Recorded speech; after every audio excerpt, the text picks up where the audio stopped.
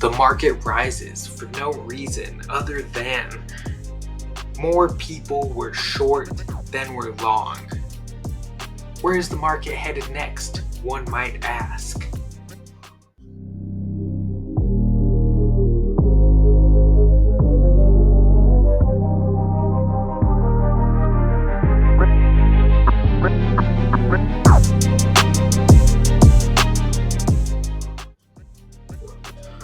Welcome back, ladies and gentlemen, to High Quality Trades, the channel where I provide top-notch technical analysis on the stock market, where we go over simple support and resistance levels, trend line breaks, and pattern formations. And I give you the price targets of where price is headed in the coming days. So let's get into it. In today's video, we will be going over the most significant support and resistance levels on the SPY, the triple Qs, and the VIX.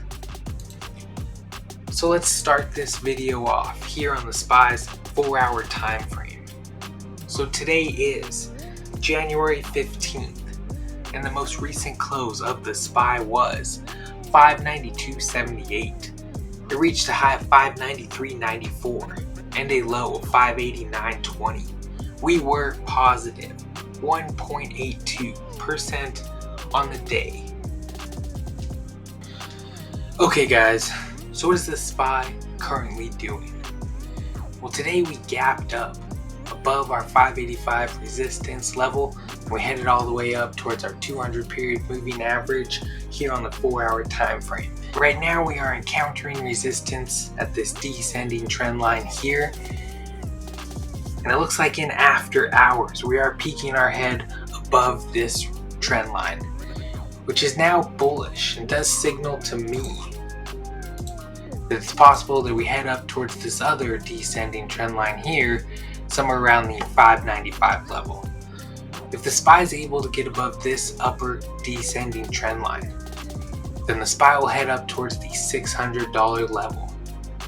But if this second descending trend line ends up holding as resistance, and the bears step in and then push price lower, it is possible that we head all the way back down towards the 585 level and then try to test it as support.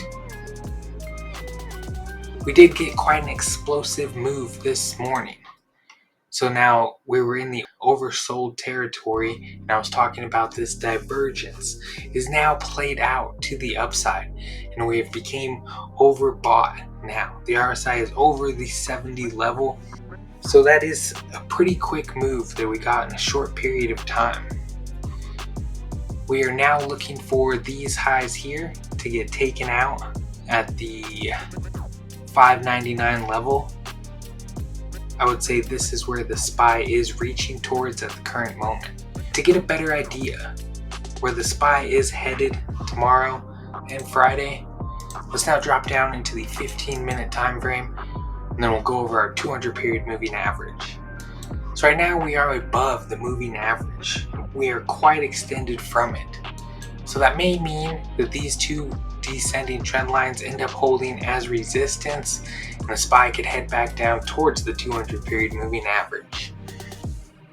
It is possible that this lower descending trend line will hold as resistance and will fall back down early in the morning tomorrow.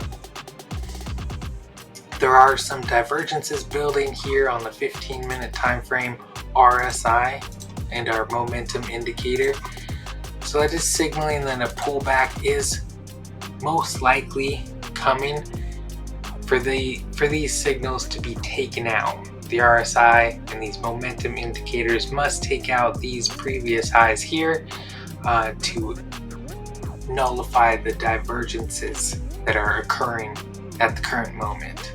As long as we remain above this 200 period moving average, the bulls have regained control, and it's possible that we head all the way up towards the $600 level in the coming days.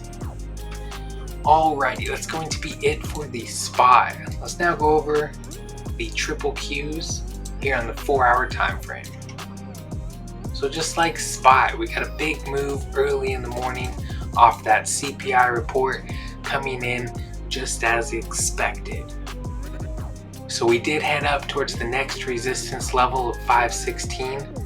And now we are encountering resistance at this descending trend line, as well as the 516 resistance level. So if the bulls have any momentum left in them, they can push above this descending trend line, and then we'll head up towards this upper descending trend line here around the 520 level. But if the bears want to step in at this level, it's possible they push price below the 516 level and they'll head back down towards 510. Our momentum indicator right here, identified by these purple waves, has crossed through the zero line and is now in positive territory, so that is bullish to continue pushing price higher. We'll see how far we rise. To get a better idea of where the triple Qs is headed Thursday and Friday, let's now look at our 200 period moving average here on the 15-minute time frame. So today we did get quite extended from the moving average, but that does not mean we can't push any higher. It is possible that we head up towards this upper descending trend line early in the morning tomorrow, and then we'll see how price reacts around this level. If that does happen, I'd say we are then extending quite far from our 200 period moving average here, and we'd probably retrace a bit. So if we were ended up at this level here, we'd probably be too far away from our 200 period moving average and just have to retrace, close the gap a little bit. If price ends up falling, it should have some support at this 200 period moving average. Being that we are above it does mean that the bulls are now in control. As long as we can stay above the 200, we should continue on higher. Our next resistance level that the triple Qs will be reaching towards is the 526.74 level. A bearish signal would be if we fall below this 200 period moving average. We could head back down towards this 503 level. Just like SPY, there are the same divergences on this RSI and the momentum indicator that is signaling that a pullback is coming soon. But we'll just have to see. Any pullback will most likely just fall back to the nearest support level, and then the bulls will try to step in and push price back up. Alrighty, that's going to be it for the triple Qs. So let's now head on to the VIX. So the VIX here on the 4-hour time frame. Today the VIX fell pretty hard, pretty fast. It looks like here on this first 4-hour candle of the day, we fell 11%. So that is a pretty big move.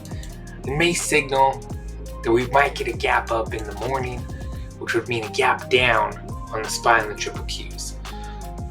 Usually when we get moves above 10% on the VIX, the next day is a gap up in the opposite direction.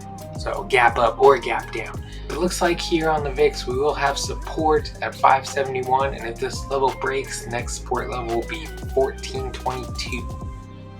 If the buyers step in here on the VIX and push price higher, it'll be up towards 1880, and if we broke above this level, then 2032 would be the next resistance level. Just to get a better idea of where the VIX might open up tomorrow, going into Thursday and Friday, let's now look at our 200 period moving average here on the 15-minute time frame.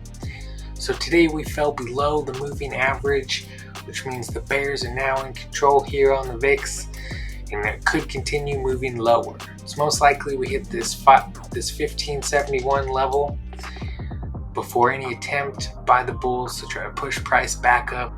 Being that we are quite extended from the 200 period moving average, it may be that the VIX tries to close this gap a little as the moving average starts to descend.